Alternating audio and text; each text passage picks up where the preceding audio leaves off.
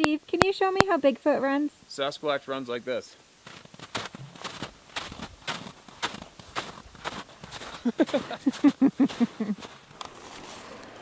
It's getting late in the day. Last light's coming up. And I just noticed down the bank here on the way down to the river, a trail that I did not know existed. And it goes, so during the summer months, it's very thick bush all down here. And it's interesting to see these trails.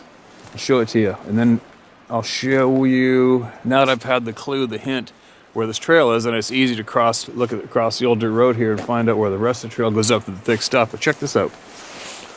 So, this 100% isn't, so this isn't by humans. This is all animal traffic. It's pretty significant. So you can see it comes down here, winds through there, around there, and all the way up, around there, and it goes right down to the bank of the river. See that? I would never have known that tunnel. It would have been a tunnel in the summertime, but that is a very significant trail, not used by humans. And if you go across the gravel road, and it's real thick here, right? See all that thick forest? Well, now that I know there's a trail there, I just start looking for the signs over here, and there's the sign. So you see the bark's worn off this log right here, telltale sign, and there it goes. And there's the trail, scooting up the bank and around that big cedar tree, and up you go. Cool, eh? So I'm guessing bears will be using that like crazy, and whatever else. But that is a hidden game trail that I've been by this trail I don't know how many times, and I just noticed it for the first time. Now all the leaves are gone.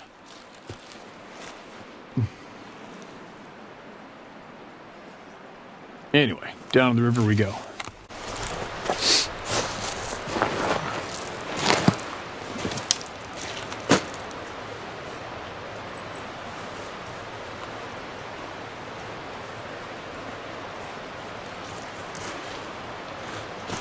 It's getting close to the witching hour. Witching hour meaning last light in the evening. It's funny, I can totally see the game trail, bear trail, whatever trail you want to call it, goes right in along the river edge here in that thick crap. Definitely is going to catch that one that goes out the bank. But anyway, quick word. I always have to share some thoughts, always, besides this topic. At the same time sharing this topic. There's just too many people, good people out there listening. And I got to share this with you real quick. And I'm going to get on to sharing, getting some voices heard. But just so you guys know, I don't watch the news. I do not watch mainstream news on television. I don't watch television at all, period. I don't watch it. I saw through the bullshit a long, long time ago. And for me, if I see bullshit, I'm done. I'm done. You know, what I'm proposing to everybody, possibly, hopefully I can motivate as many people as possible to do this. What I'm about to explain is it's time to encourage your friends, family, and neighbors, co-workers to not be scared. Okay? That's what it's time to do. It's time to not be scared. It's time to not be scared of each other. And like I said earlier, people come up to me, you say hello to me, you're going to shake my hand. Because I'm not scared. I haven't been scared at any time throughout this entire past couple years where our mainstream news, which is owned and ran by our governments, have intentionally been keeping our communities terrified of each other. That's not even debatable. But I'm going to share this fact. The fact is, you can Google it up. Our current government in power they took $600 million of ours and gave it to the Canadian media. Google it up. All right? They called it what do they call it? Whatever they call it, a bailout. Because the media needs a bailout, right? There's only one reason the government gives any main news source $600 million, and that is to control the narrative of what gets delivered to the people, and that's the only thing that's there to do.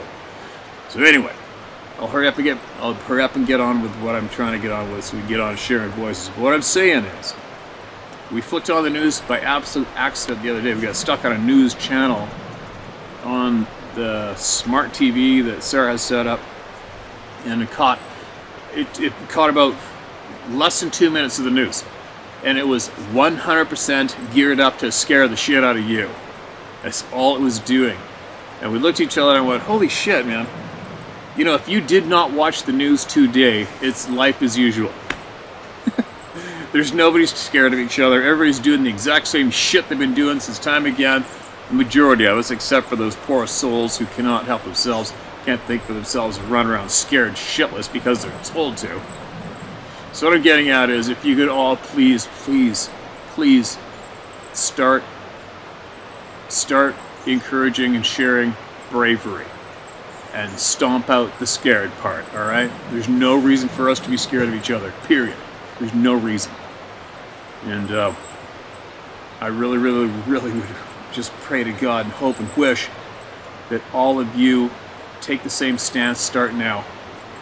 Drop that silly, ridiculous, humiliating, fist bumping, elbow tapping. Start shaking hands and show each other that you got each other's back and you support each other and you're not scared of each other. You have to do that. You have to go against what the mainstream narrative has been trying to push on everybody, and that's to be scared of each other, scared of your neighbors, scared of your family members. All right, that's one of the easiest steps to getting the shit show back on track, is quit being scared. Please. All right? Quit being scared. Teach everyone you can. Show everyone bravery and support. Okay? Show everyone you're not scared of them. Show everyone you've got their back and that we are all one. All right? That's very, very important. Now, got that out of the way. But that's a very important topic for me today, and I'm really going to start encouraging and sharing bravery to as many people as I can every single day of my life. Starting days ago, I'm going to start making brave mainstream, not scary. Okay? You have to do that. Now, quick note. I don't know if you can see it, that big boulder in the water right there. Well, last summer, the edge of the water was about, God, I think it was about 6 feet past that in the summertime, and that's when I was videotaping those bears, and that's why you could see all those rocks and all those boulders against that shoreline where I possibly got a photograph of that face. And a lot of people said, well, that's not even the same shoreline, there's no boulders. Well, that rock right there is about 4 feet high from the ground up, and it's got about, it looks like there's about a foot of water over it right now. And I think it was a couple weeks ago, there was about 3 feet of water, or 4 feet of water over top of that thing. So I thought I'd point that out. And everything too about the river behind me, I finally took my salmon roe out of the freezer yesterday. That's exciting. That means I am getting very close to going steelhead fishing. I got my dye, my cure, and as soon as that's thawed out, I'm going to cure it up. And then I got one other tidbit, a hint of a news coming up, is our lovely Sarah, my partner, who does not like to be in front of the camera unless she's catching a fish. We have been slowly putting together a YouTube channel that she is going to have. She is an absolute incredible cook. Very lucky to have that woman in my life, except my belly isn't, because I swear to God, she tries to make me fat all the time. But she's a very incredible cook, and she's putting together a whole pile of cooking to go onto her channel. I'm not going to say the name of the channel yet, but I'm just giving you a heads up. It's almost ready to launch. And that's pretty cool. So there's going to be all sorts of stuff in there. I'm even going to throw some stuff in there. I'm going to show you guys how to smoke salmon without having a smoker. If you don't have one, you would have the money for one. You can still do it. You can smoke anything. But we're going to show you what we do, what we cook, and share that with all of you. Everything, you name it, we're going to do it. It's going to be very, very helpful. Very delicious and simple. Healthy, good, and I believe everyone will enjoy that without a doubt. That's coming up. I told her possibly this Friday we might be able to make it go live, maybe. That'd be pretty cool. Okay, that's all my babbling. Let's get on with getting some important voices heard now. All right. Okay, this is titled Elk Heart Experience. Hello, Steve. This is my small experience of something in the woods. I'm no badass hunter, angler, or bushman like the rest of the folk on your channel. Just a very curious person, even more so nowadays. My family and I were staying at a KOA, an RV/campground in Elkhart, one word, Elkhart, Indiana. We were visiting from out of state to see our tribe's powwow, Potawatomi, if you're curious.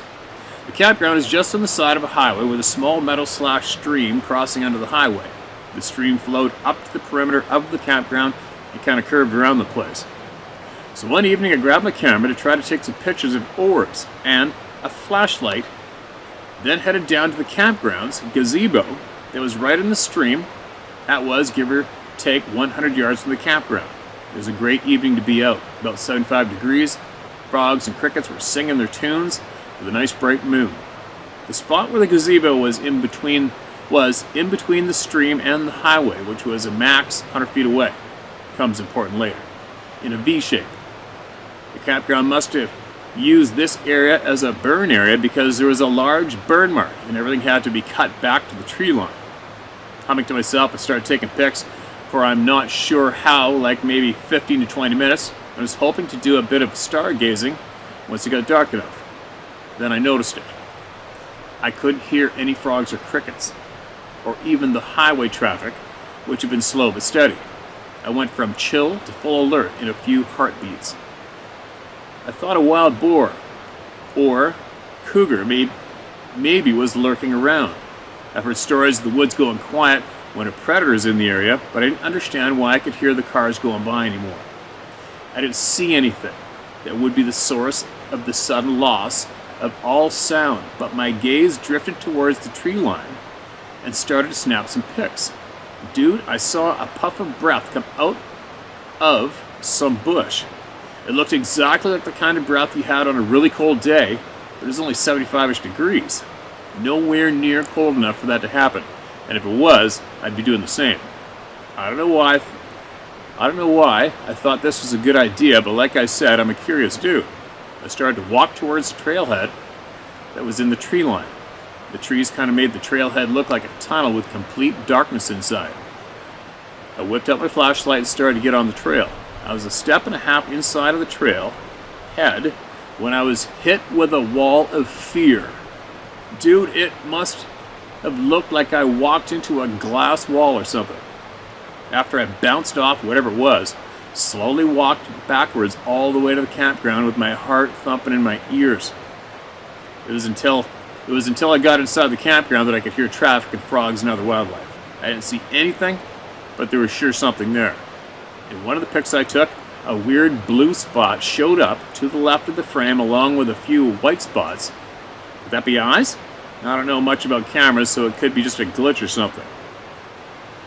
Been a fan of your channel for years now, and keep it up.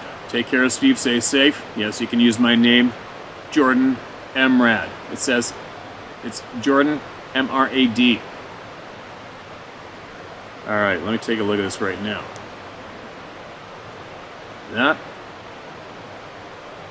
I don't know what that is. It almost looks like it is something. It's definitely not. Usually, a lot of people get the little green orb or the blue orb on their lens, and they think it's an orb, but it's actually a dirty lens. I've done it myself dozens of times. And those do look a little... Okay, that definitely looks, the third picture looks a little odd. I'll definitely throw this up and share it with everybody. But that shade of white to me looks like the exact same shade of white to the trees to the bottom right as well. That's what I always look for when I'm glassing game. If I see something I think it's a mountain sheep a few miles away, I automatically start looking for that similar color all over the mountain to make sure it isn't similar boulders first before I whip out my spot scope or whatever, right? So that's what I did here. I saw those two eye-shaped colors and I immediately started to look for that exact same shade of white in the photo, and yes, I did find it. So you never know. You never know. Who knows? There might be holes going through and a fluke to look like eyeballs, or it might not. I don't know. But one thing for sure is you felt what you felt and that happened, right? It's amazing. One question I do have for all of you out there, I'm curious about, I'm not sure if we've read it or not, is, because everybody says they can't hear anything, all the sound stops. But I am curious if, for all you people that have been beside a creek, right beside a river, I'm curious if the river sound goes blank as well. So do we have anybody out there listening right now who's been beside a river like I am right now? It's flowing right here. I can hear it loudest. loud and clear. Is there anybody out there who has been beside a river or in a creek and had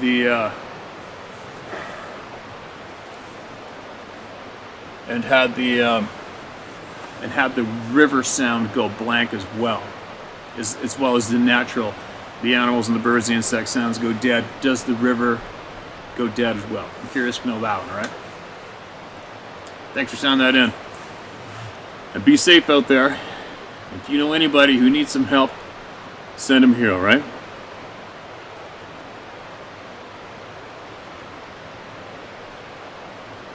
All right, I'm trying to get to the bottom of my list. This one's titled The Unseen. It's getting dark. Hey Steve, love the channel, keep up the great work, much appreciated, man. You really do live a fantastic, beautiful place one day, eh? Keeping this as short as I can. I live in England on the south coast. It's a beautiful English countryside here, but nowhere vast as British Columbia. To the point. One autumn day a few years past, myself and my partner were walking in a small but ancient untouched wood/forest behind some stables where we looked after horses. As we were walking about 10 minutes into the wood, suddenly, very close behind us, we heard what sounded like a tree falling and crashing to the ground. Smash, crash, through the other trees, and then a loud thump as it hit the floor. Felt the ground shake too, very loud and literally 10 feet away. As we spun around, half expecting to see the bouncing tree hit the ground, to our shock, there was nothing there.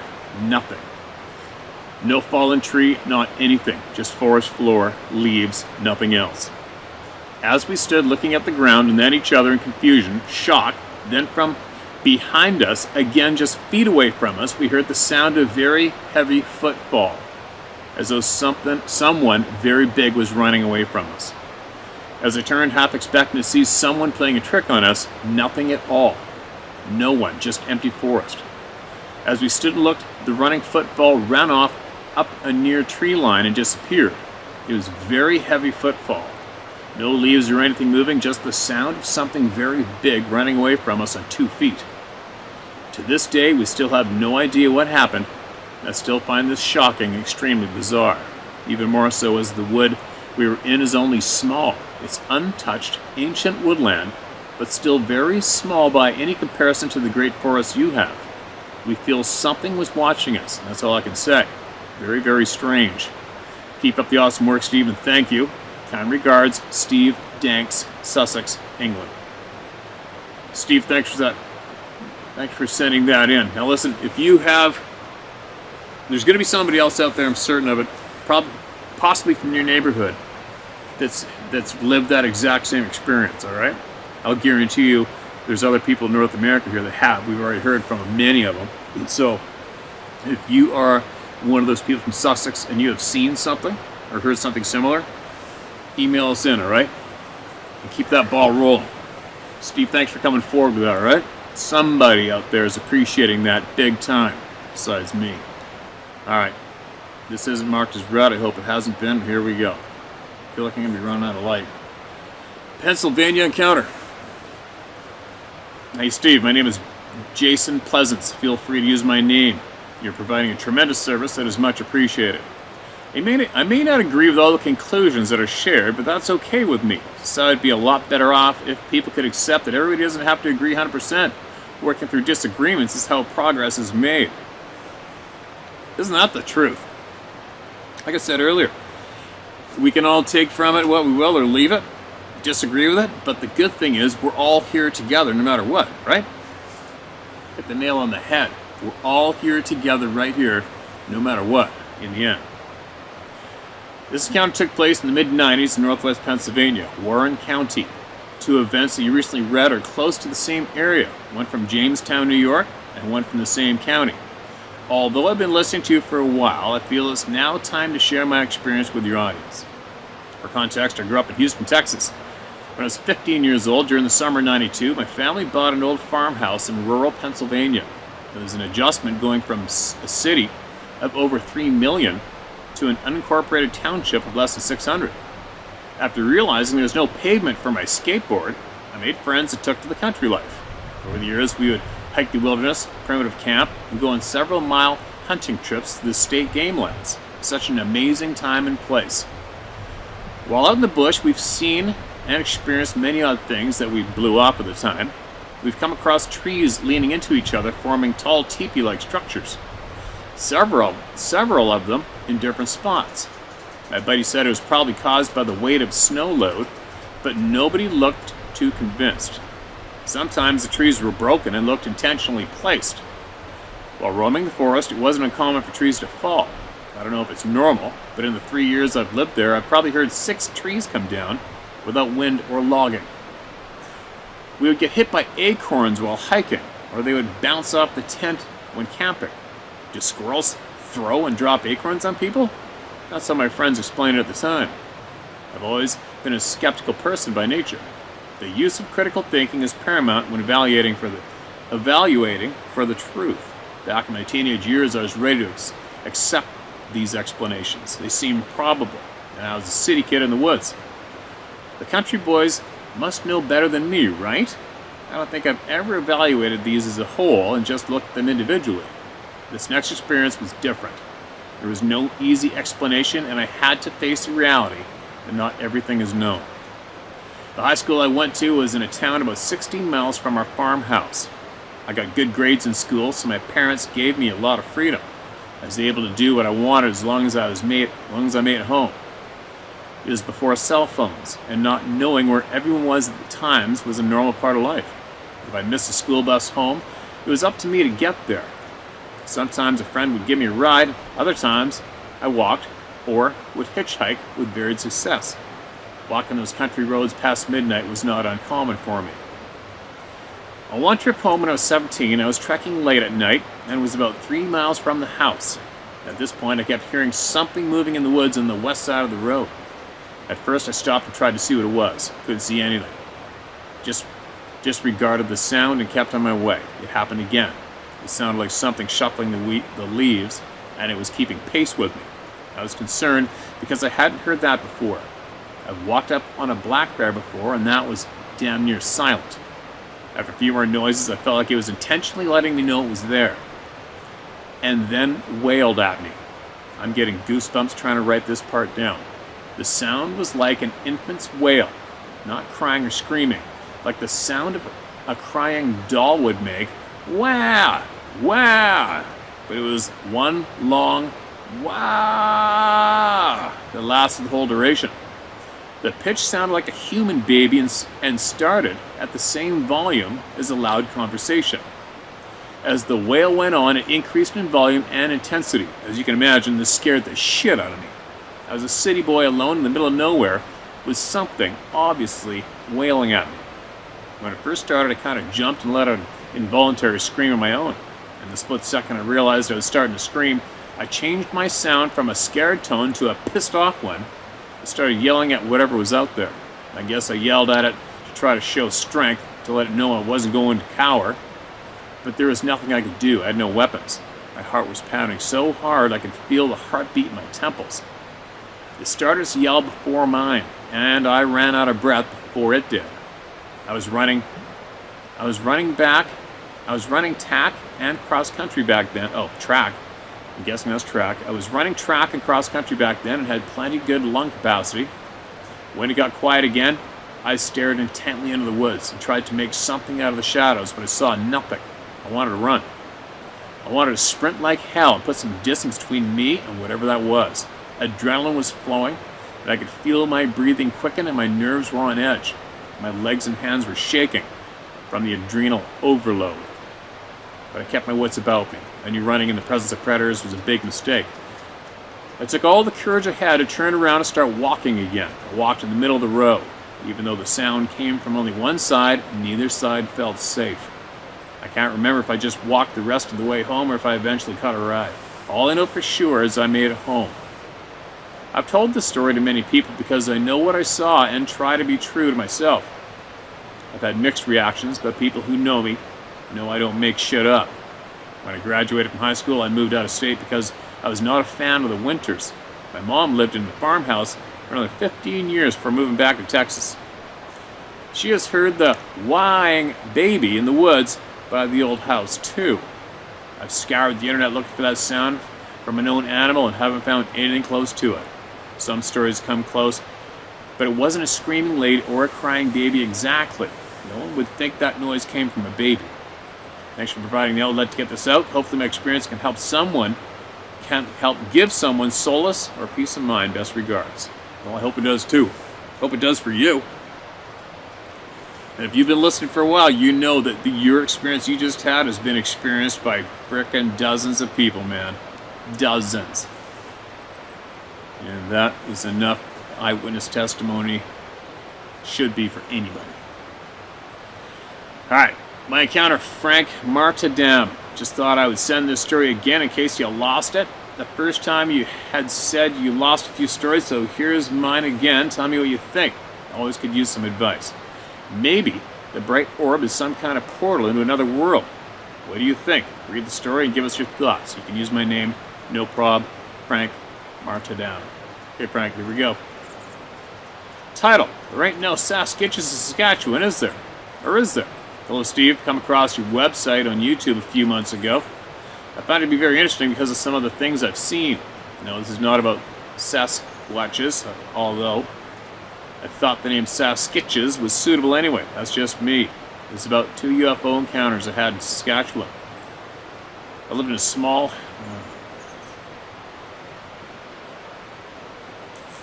Alright, I'll do it. I've said before, there's a shit pile of channels out there who cater to the UFO crowd. I know it can be linked, probably is linked, but I've been trying to keep to the people who have these Sasquatch encounters so that we can bring some sort of comfort to them and help them get on their way with their outdoor passions. What I'm trying to get going here, but I'll read this up.